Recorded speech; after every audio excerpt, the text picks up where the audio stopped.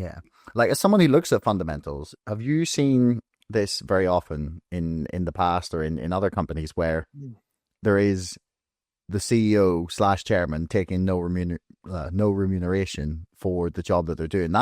That seems really out of the ordinary to me, but maybe that's not.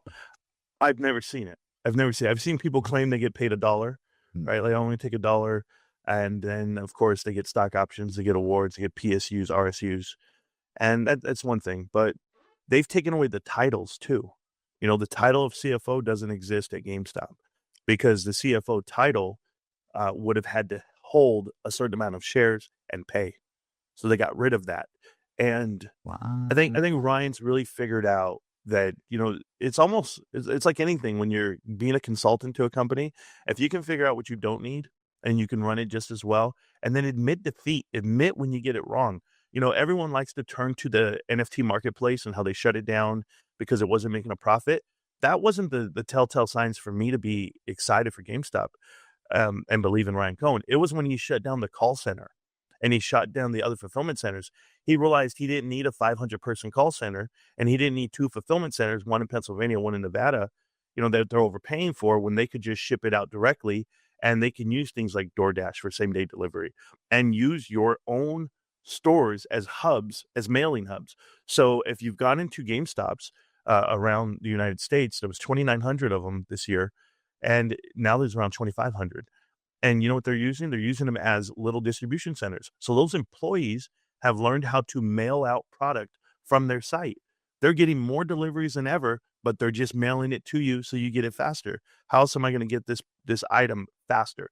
And they're actually beating out Amazon on timing. Amazon usually takes around 48 hours to deliver. GameStop's at around 36 to 24, dependent on how you do it. I ordered these headphones. It took me an hour, 15 minutes to get it here. So, and I did that live on the channel so I could show people just how great this company is. Wow. That's where we're at.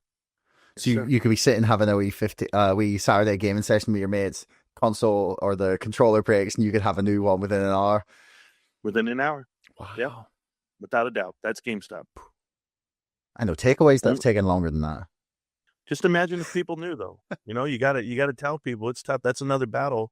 Algorithms or videos being shunned, and people, there's a whole website created to create fear, uncertainty, and doubt. The Meltdown is a subreddit, and there's people out there that will deny what's really happening with this company because I guess it's in their interest. But I would think a lot of them want to invest into the company, and I think they're just afraid to admit it. That everybody lost out on this one except for the GameStop investors, and that's happening right now. So I'm excited. You mentioned the NFT marketplace. Do you think there's something more to come from that, or was that just a misstep? I don't think it's a misstep. There's good and bad in all things in business. You learn from the good, you learn from the bad. You learn from good people, good managers, and you learn from bad ones as well. You learn what not to do. This was a step that was taken, and it was a transition. But, at the time they stated it was because of regulation, crypto regulations that were coming down and what they believe in. I saw it. I saw it firsthand. I interviewed over 30 launch day creators on NFT Marketplace. I played many, many games that are NFT based, and it's the future. It really is. It has to have mass adoption, and it's going to take time. But they were ahead. They saw it. They saw it for what it was. But I won't give up on it just that easy. I just think it's a different space that we tried, just like retro gaming. A decade ago, GameStop tried retro gaming. It didn't work out. Right now, it's working out. It's all about timing. And now that they have the experience, they're one of the few companies in the world that can say that they have the experience and the acumen to do it. So maybe they're ready for it when it's ready to go. And that was a trial basis. And if that's all it cost you, it just cost you 1 year of down, of a down round is what we call it. You're okay because the stock price is up 100% today, from last year. So I think there's a good traction coming out of it. Yeah. I mean, that's an excellent point that you make.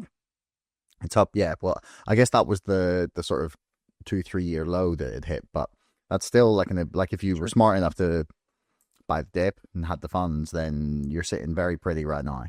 Every day. Yeah. Every day. Honestly, I think you're right about the NFTs. I think it's the area that I'm waiting for someone to do it in is ticketing. Yeah. I'm expecting some company or Ticketmaster themselves to come along and be like, we can get rid of most of our fees because you're going to get NFTs. And then you can stop people reselling at ridiculous prices as well, because you can have it like locked into the contract of the NFT.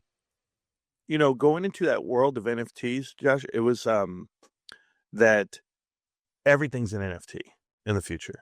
Mail, right? Like, you don't have to mail anymore. We can get rid of stamps. We can just send it to you. It's an NFT, any piece of mail. Like housing, your house, your deed. It's actually yours. You own it, and you have a copy of it. Like, there was just so much going on there that I was in that world for a year, just embedded in it. My Twitter was overrun by it, and I was getting asked all these questions. We were giving away tens of thousands of dollars worth of NFTs. At the time, they were worth that. And now it's like, okay, now what are they worth? Because everybody's going on this route of, we got to slow down. We can't run to we can't run to it. Let it come to you. But that was the internet. That was America Online. That was Yahoo chat channels before you started building your own websites. Like you and I, we build YouTube. We build our MySpace. We build Facebook. Every time you put a picture up online, you're building it. You're building the internet. We built it, and it took us 30 years to get here. But I'll tell you, 30 years from now, what's NFT going to look like? What's the Web 3.0 going to look like? I don't know. But they're building it. And if GameStop, everyone says they're building for something. Oh yeah, we're in that business, but yet they don't hire for it.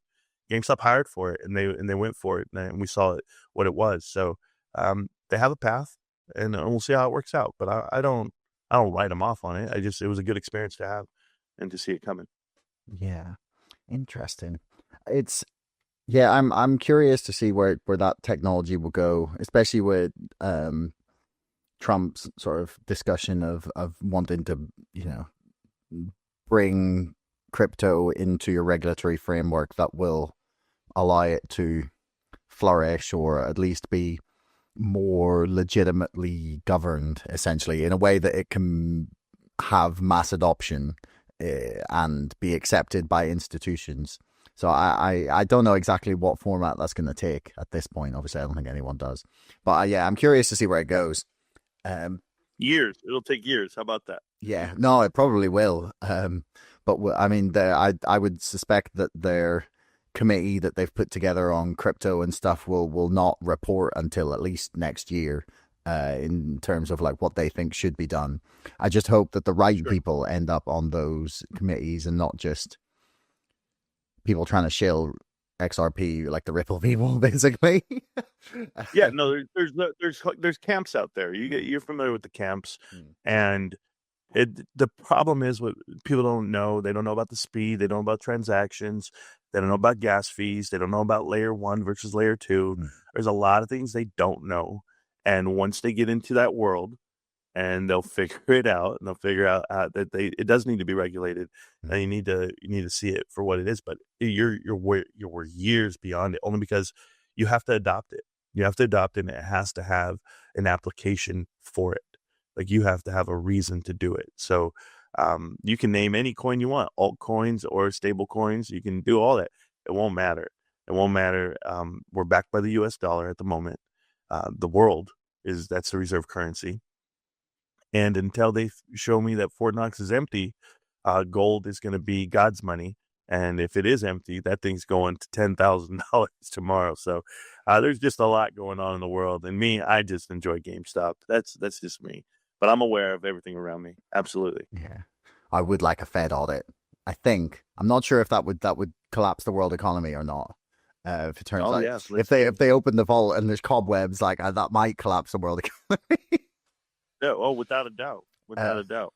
Yeah, so I'm all for revealing the truth, but there's a concern, which is, I mean, I would suspect that's why it has never been audited, but that would just be wild speculation. Yet. Hey, everyone. Thanks for making it right the way to the end of the podcast. I love that you tuned in this long.